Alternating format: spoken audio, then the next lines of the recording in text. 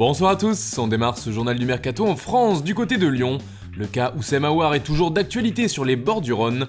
Arsenal est très chaud pour faire venir le jeune milieu de terrain.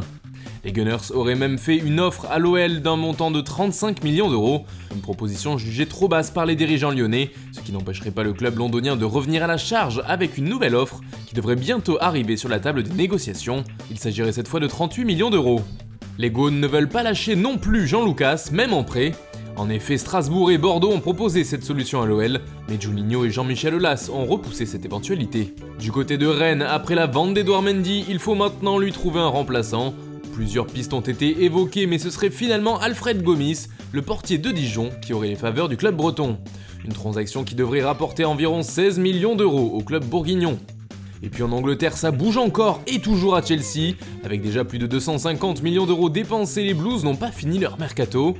D'après la presse italienne, ils auraient jeté leur dévolu sur Milian Skriniar qui appartient à l'Inter, et ils seraient prêts à lâcher 50 millions d'euros pour le faire venir. Ce qui serait vu d'un bon œil à Milan. En effet, les Nerazzurri rêvent toujours de faire venir N'Golo Kanté.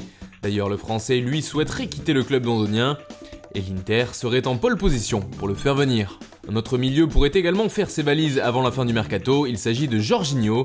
En effet, il ne semble plus vraiment dans les plans de Frank Lampard, et surtout il pourrait être victime de l'intérêt des Blues pour Declan Rice, lui aussi évolue au milieu, et Jorginho pourrait être vendu pour faire de la place et donner un peu d'argent, permettant donc à Chelsea de s'offrir le milieu de West Ham.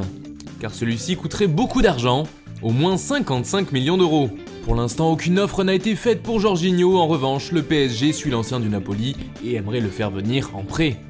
Encore au milieu, c'est Thiemo Bakayoko qui pourrait lui aussi filer ailleurs. Il pourrait être de nouveau prêté, cette fois du côté du Paris Saint-Germain. Leonardo discuterait avec les représentants du joueur et avec les Blues. Selon nos informations, les bases des négociations avec Chelsea se situent sur un prêt avec option d'achat. D'autres clubs comme Valence ou l'Atlético de Madrid ont manifesté un intérêt pour l'ancien monégasque. Toujours dans l'entrejeu et toujours à propos de dégraissage, Ross Barkley intéresse lui fortement Aston Villa. Là aussi un prêt est l'option favorisée par les deux clubs. A noter aussi que les Villains aimeraient également un autre joueur de Chelsea, il s'agit de Ruben Loftus-Cheek. Kalum Hudson-Odoi n'est pas non plus certain de rester dans le club londonien, le Bayern Munich le suivrait et serait sur le coup, tout comme Leipzig et la Juve. Antonio Rüdiger pourrait lui aussi s'en aller. D'après la presse anglaise, le PSG serait intéressé, là encore sous la forme d'un prêt, mais le club français ne serait pas seul sur le dossier puisque l'AS Roma et le Barça se seraient également positionnés. Enfin, Chelsea penserait à prêter son gardien acheté à prix d'or Kepa Arrizabalaga. En effet, son niveau et ses boulettes à répétition agacent chez les Blues, ainsi un retour en Espagne ne serait pas à exclure pour le portier ibérique. Et puis c'est officiel, après un très mauvais début de saison, Schalke 04 a décidé de limoger son entraîneur, David Wagner, ce dimanche. De son côté, Uroš Račić a prolongé son contrat de 2 ans avec Valence. Il est désormais lié jusqu'en 2024 avec son club.